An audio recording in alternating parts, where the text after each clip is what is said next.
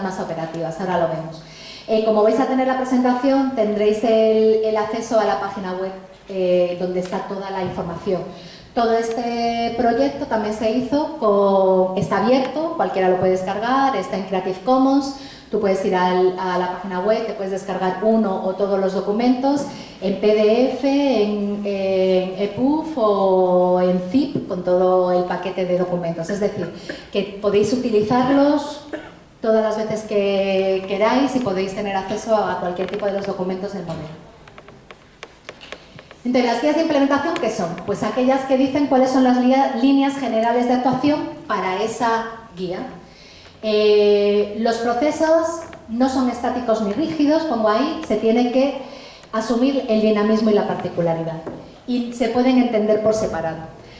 Cuando nos reunimos por primera vez con los órganos garantes de acceso nos decían, bueno, como la situación de los archivos de las naciones no son iguales, tenéis que hacer un modelo para 3 tipos de archivo, de organización. Un modelo muy básico, un modelo medio y un modelo como de excelencia.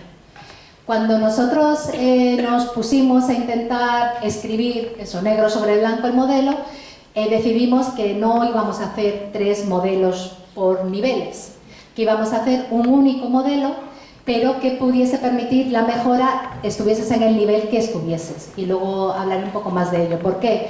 Porque una organización puede tener una pésima, no sé, puede llevar fatal lo que es la conservación de sus propios documentos o puede tener unos depósitos de archivo infames, pero igual tienen un montón de dinero en administración electrónica y se están dedicando a la interoperabilidad de sus herramientas electrónicas, lo que sería de avanzado. Pero a la vez tiene cosas que no llegan a un nivel mínimo en otras actuaciones. ¿Qué es lo que se pensó? Se pensó que tú, como organización, tienes que tener claro cuáles son tus prioridades, dónde, y esto lo voy a repetir durante toda la charla, qué es en lo que quieres crecer, y puedes ir a cada una de las guías que te está hablando precisamente de esa carencia que tú tienes o de esa prioridad que has tomado.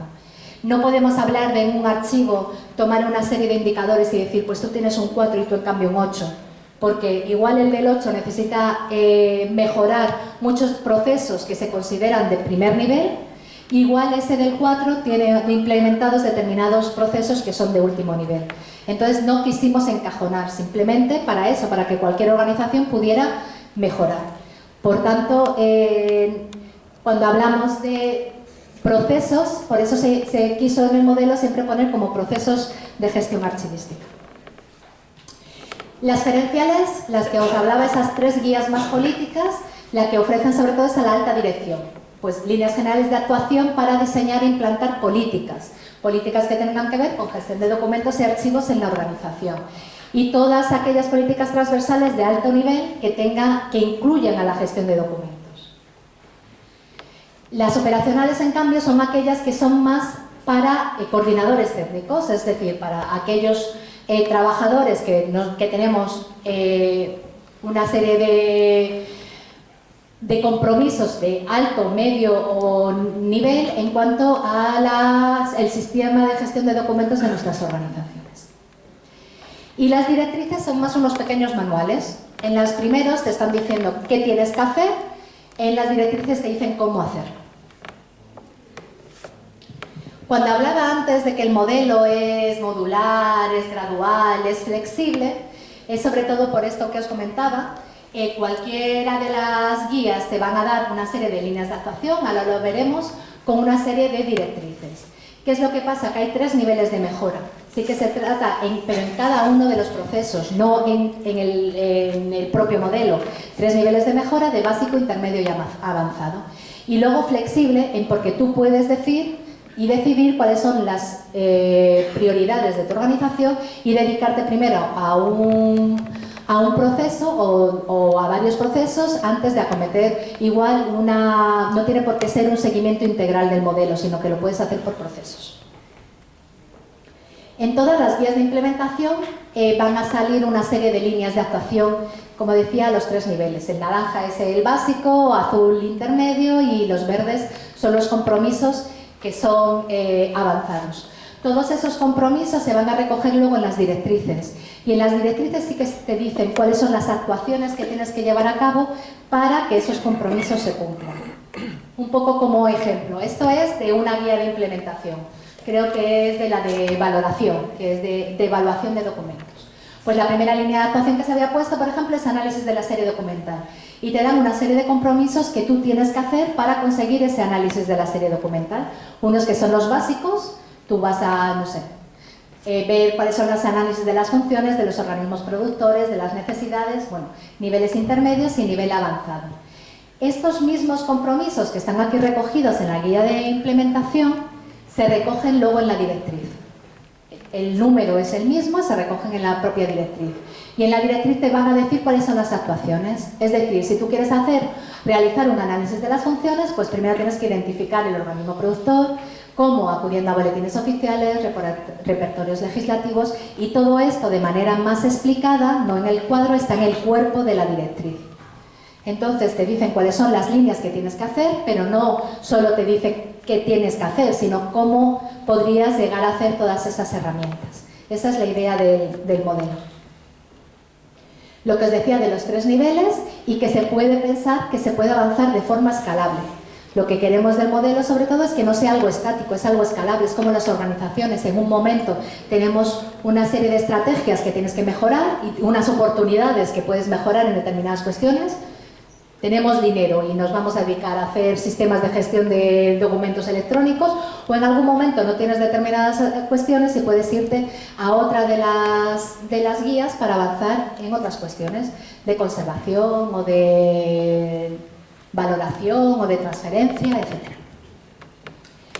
Este es el cuerpo de las guías de lo que os decía con las directrices. Aquí no se ve muy bien y por eso las recojo de esta manera un poco más. Por ejemplo, lo que os decía de las guías, las gerenciales, esta es de política y gestión de documentos y archivo, es como la más gerencial, la que tienes que decir a tus mayores qué es lo que tienen que hacer. Entonces, ¿qué es lo que quisimos meter entre las directrices? Como veis, hay de planes estratégicos, de normalización y análisis de procesos, de roles, responsabilidades y competencias, de requisitos para un sistema de gestión de documentos y de indicadores de evaluación. En todo esto están trabajando nuestras organizaciones y nuestras administraciones públicas. A las administraciones públicas y sobre todo a los políticos se les llena la boca en cuanto a planes estratégicos, en cuanto a calidad y sistemas de calidad. Todo el mundo quiere estar certificado en la 9001 y todo el mundo quiere tener determinados indicadores de evaluación y todas estas cuestiones.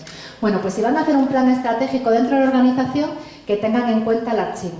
Y aquí te dicen cómo hacer un plan estratégico para venderle, porque nosotros normalmente hay cosas, el día al día se te llena de trabajo y suficiente tienes con tener los expedientes organizados y cuando hay que hacer una transferencia organizarla, pero también tienes que tener la idea de que si al alto nivel hay un plan estratégico, hay cualquier cuestión de calidad, se están pidiendo indicadores, tú decir, pues el archivo y la gestión de documentos también tienen que estar dentro. Porque es imposible dar una buena calidad en una organización sin que haya una gestión de documentos que funcione, sin que haya un archivo que funcione. Y pasa lo mismo con los de procesos, roles, responsabilidades, es claramente qué se necesita dentro de una organización en cuanto a roles dentro de archivos. Yo creo que una de las cosas más importantes, y lo estaba hablando antes con Mariana, es la profesionalización de la carrera archivística, es decir, que haya profesionales, que el archivo no sea el sitio al que va el castigado, o el que no se habla con alguien, o el que tal, y que le mandan a la bodega. Bueno, pues realmente lo que tiene que haber dentro de nuestro cuerpo, cuando decía Mariana lo de que soy del cuerpo facultativo de archivos del Estado en España, es porque hay un cuerpo funcionarial al que entramos por examen oposición, que es de expertos en gestión de documentos y en archivos. Ese cuerpo, y lo comentaba, una de las cosas que poco se saben, porque luego sí que es verdad que los archivos en general en el mundo estamos más o menos todos al mismo nivel de conocimientos de la política. Quiero decir que en algunos sitios estaremos mejor, en otros sitios estaremos peor, pero sí que es verdad que no parece que seamos una prioridad dentro de las políticas públicas. Pero sí que es verdad que, por ejemplo, eso es lo que en España el cuerpo facultativo de archivos es el más antiguo de toda la administración pública, porque lo que tenían muy claro es que la información es poder y si alguien tiene que tener acceso a toda esa información tiene que estar bien capacitado. Y fuimos de los primeros, el primer cuerpo con la Guardia Civil que se hicieron como cuerpo de administración. ¿Por qué? Porque pasaban los gobiernos, pasaban los reyes, pasaban los tenientes de alcalde y siempre tenía que haber alguien que tuviese información, esa información y dónde estaba custodiada esa información.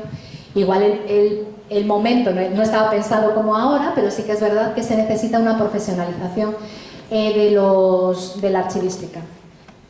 Y eso también se explica dentro del modelo. Bueno, el siguiente de gobierno abierto y transparencia. Claramente, todos los órganos garantes de transparencia son especialistas precisamente en esto, en gobierno abierto y transparencia. Pero ¿cómo puede mejorar la gestión de documentos todas estas políticas de gobierno abierto y transparencia?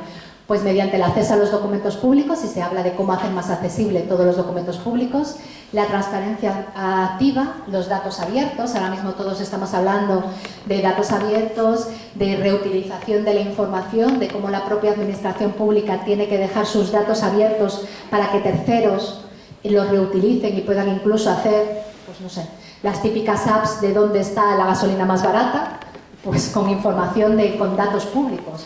O de participación pública y colaboración, pensando en el archivo como un archivo 2.0, es decir, un archivo abierto a los ciudadanos en la administración, que realmente es a los que nos debemos. Cuando decía Mariana al principio lo de que, aunque la ley de transparencia tenga 2 años aquí en la Argentina, el acceso a la información es algo que se recoge en la Constitución desde hace más de 20 años, pero yo es que lo que tengo claro es que todos los archivos del mundo, nuestro servicio primordial es dar acceso a la información. Y antes de que se regulasen las leyes de transparencia y los plazos de legislación que nos dicen una ley de transparencia de cuándo puedes ofrecer a los ciudadanos determinada información, normalmente los archivos ya lo hacíamos en las salas de investigadores, no solo los investigadores, sino a las administraciones a las que nos debemos y a los propios ciudadanos. Siempre se ha hecho. Lo que pasa es que no era tan conocido y de repente te dicen, abrimos los archivos. No, los archivos siempre han estado abiertos, desde hace muchos años al menos. Y sí que se podía ir sin ningún problema, sin ninguna cita, sin ningún tipo dentro de que no puedes enseñar determinados datos de carácter personales. Y eso lo hemos tenido nosotros claros, hubiese ley o no hubiese ley. Otra gerencia se hizo de administración electrónica. ¿Por qué? Porque en muchos sitios ya estamos, la administración, que podríamos quitarla de electrónica, ya toda la administración es electrónica. ¿Se están haciendo las cosas bien en administración electrónica? Pues yo creo que en todos los países hay muchos casos de prueba-error. Es decir, estoy haciendo determinadas cuestiones y se están dando cuenta que determinadas cosas que se están haciendo en la administración electrónica no han funcionado. Y mucho tiene que ver con que no se haya tenido en cuenta lo que tiene que ver con gestión de documentos y archivos. ¿Por qué? Porque hay muchos documentos. Hay un compañero que siempre habla de los documentos zombies. Los documentos zombies, según él, son todos esos que se han creado en la administración electrónica que luego no puedes decir si realmente son documentos de archivo, es decir, si son fiables, si son auténticos, si están disponibles a largo plazo. Y todo eso tiene que ver mucho con la gestión de documentos. Para un TIC, una firma longeva, no es lo mismo la idea de longevo para un TIC que para un archivero, entendedme. Cuando yo hablo con un TIC y me dice, no hombre, la firma longeva de 5 años. Yo digo, ¿yo qué hago con 5 años? Eso no es longevo para un archivo. Tenemos que hacer otras estrategias para conservar determinada información para dentro de muchos años. No solo para la historia, sino porque también sabemos que hay determinadas actuaciones jurídicas, administrativas, etcétera, que duran muchísimo más tiempo. A mí esa frase también lo decía un compañero TIC, esto de cuando tú le preguntabas por los CDs o por las memorias flash o por no sé qué, y tú le decías, bueno, ¿y esto cuál es su caducidad? Y él decía, no hombre, hasta el final de los tiempos o 5 años, lo que llegue antes. Pues a eso me refiero, se necesita también tener una serie de actuaciones que tenemos que hacer desde el archivo para no perder información que se está gestionando electrónicamente y que se está creando electrónicamente. Por eso se metió esta guía gerencial sobre administración electrónica, para que en la alta dirección también sepan que tienen que contar con seguridad de la información, interoperabilidad y administración de documentos electrónicos.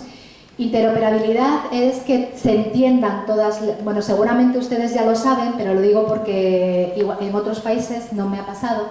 Interoperabilidad es que se entiendan todas las aplicaciones. Nosotros, por ejemplo, en España se hicieron unas normas técnicas de interoperabilidad. Si tú dices que la administración da servicio a los ciudadanos 24 horas, 7 días a la semana, 365 días al año, que tú puedes ingresar una petición de beca en cualquier ventanilla única de la administración, estés en Madrid o estés en Cádiz, se tienen que entender los sistemas. Es muy bonito decirlo, pero si no se entienden y si en determinado ministerio reciben una documentación en un formato que no saben leer, que le han metido en un ayuntamiento, pues no van a poder recuperar esa información.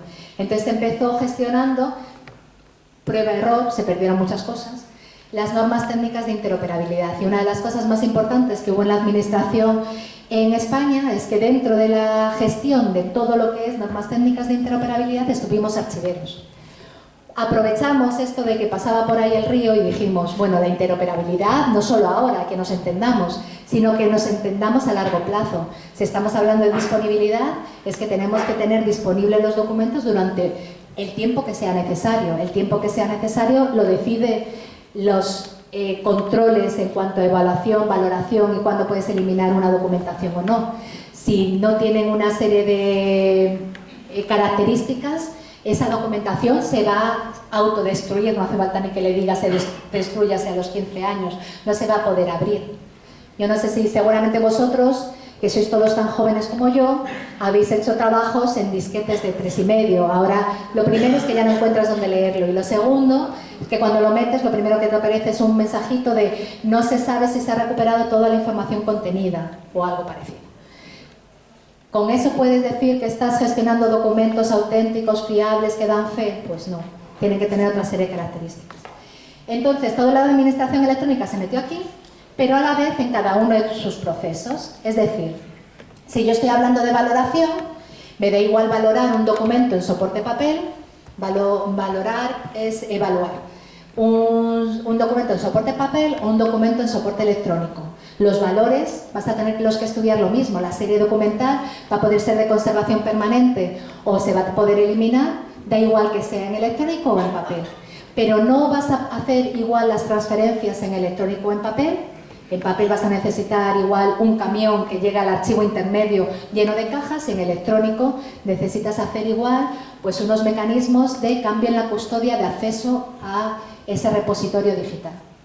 Si vas a hablar de eliminar, no vas a eliminar lo mismo documentos en papel, y en documentos en papel vas a decir cómo vas a triturar y cuál va a ser la manera para que no se pueda recuperar esa serie de documentos, y a la vez en documentos electrónicos vas a decir cuál es la mejor manera para eliminar los documentos de un disco duro, o cuál es la mejor manera para eliminar los documentos de una memoria flash o de un no sé qué.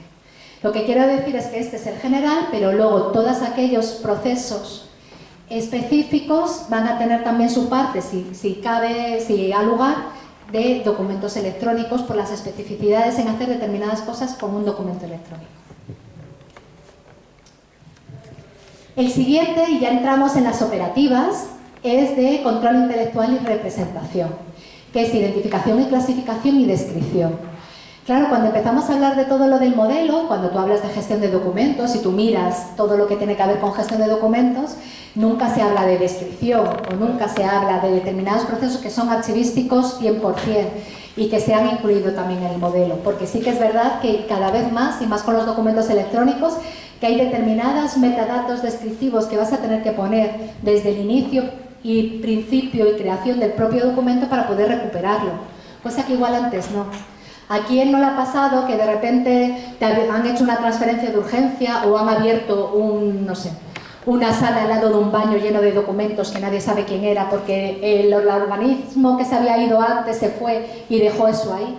Y entonces tú llegas, como te dicen, llamad a la del archivo. Y tú vas, abres la puerta, ves tus cajas, empiezas a abrir, intentas saber cuál es el organismo que estaba ahí, cuáles son sus funciones, cuál era su legislación, para poder recuperar realmente toda esa información y ponerla disponible. Vale. En electrónico eso es muchísimo más difícil.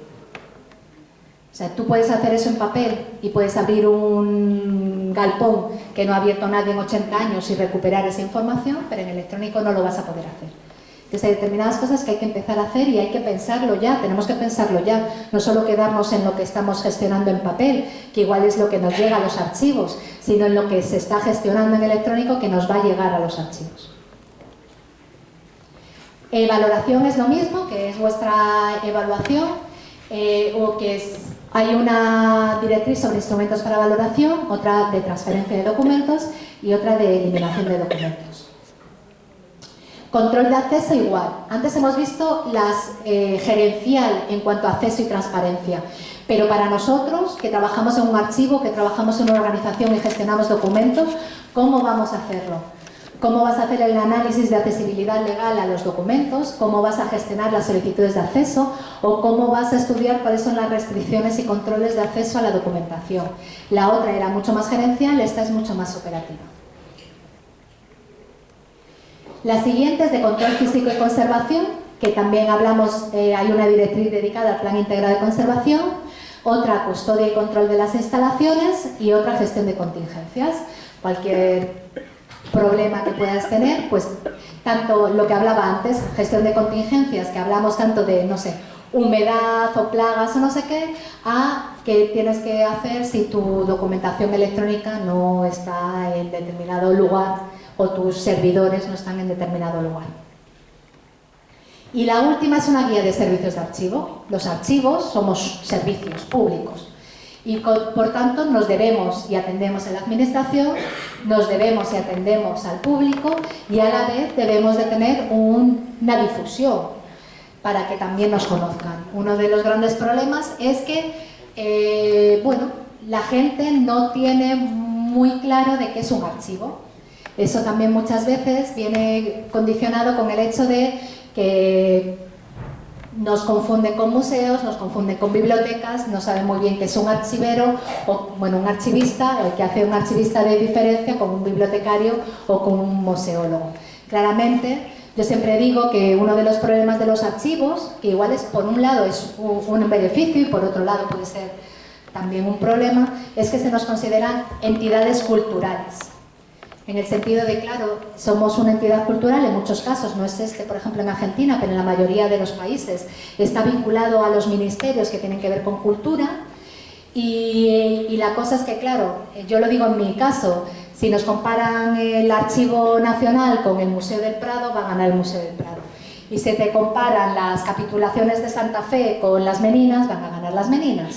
Entonces, ya que no somos en ese sentido, lo que tenemos que tener claro es que nosotros, aunque podamos llegar a gestionar patrimonio cultural, nuestros documentos no se crearon para ser cultura. Lo que quiero decir es que las Meninas se pintaron para determinadas cuestiones, determinados libros se hicieron para determinadas cuestiones, pero los documentos, por mucho que sean históricos, si se conservan los pergaminos de un monasterio del siglo XI, es porque es un título de propiedad que le dio un rey, aun eso, por muy bonito que sea, el pergamino miniado. Es porque se hizo con una finalidad, en muchos casos administrativa. Y por eso tenemos que también tener claro que la difusión que tenemos que dar es igual distinta que otros organismos culturales.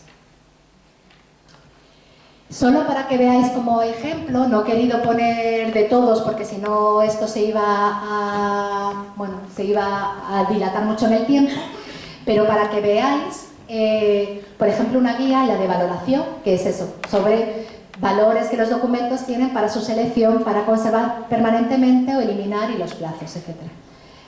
En la directriz, que hablamos que las directrices que había debajo de esta guía, por ejemplo, había la de instrumentos para la valoración, que son todos aquellos que se van a hacer para, bueno, valorar los documentos, asignar plazos de conservación y normalizar los soportes de conservación de los documentos.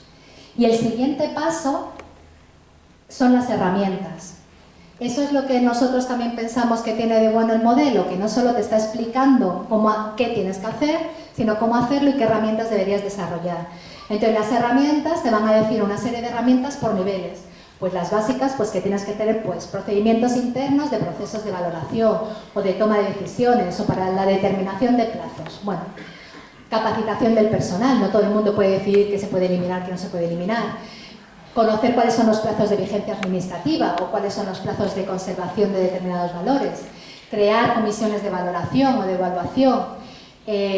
Bueno, directrices sobre criterios, los formularios donde se estudien todas esas cuestiones. Y ya avanzado, una vez que ya tienes todo, pues dices, bueno, pues ahora me puedo dedicar a decir cuáles son los análisis de riesgos de perder determinado documento o no haber destruido determinado documento, conservar determinado documento, o revisar cuáles son los planes de valoración. Lo que quiero decir es que todo el modelo está pensado para, si vosotros como organización queréis, no sé, hacer, instrumentalizar la valoración de los documentos, pues os podéis ir directamente a la guía de valoración, a las directrices de valoración y ver cómo se hace una instrumentalización de esa valoración de documentos. No tenéis por qué estar leyendo la de planes estratégicos, porque igual no habéis aún tenido una reunión o no se está haciendo un plan estratégico dentro de tu organización y no necesitas hacer un plan estratégico sobre gestión de documentos porque tienes otras prioridades en tu organización. Entonces, dentro de cada uno de los 8 bloques que habéis visto se pueden hacer un montón de cuestiones de mejora, un montón de herramientas para seguir trabajando según las necesidades. Y eso es, yo creo que lo más importante del modelo, es lo que os decía, no es algo que son 1000 páginas que las tienes que leer, no, es algo que tiene que servir. Si no sirve, no sería lo que nosotros estábamos pensando. Bueno, lo mismo pasa cuando se habla de las herramientas de la transferencia, etc. Y luego hay otra serie de herramientas que son transversales, que se consideran para todo el modelo.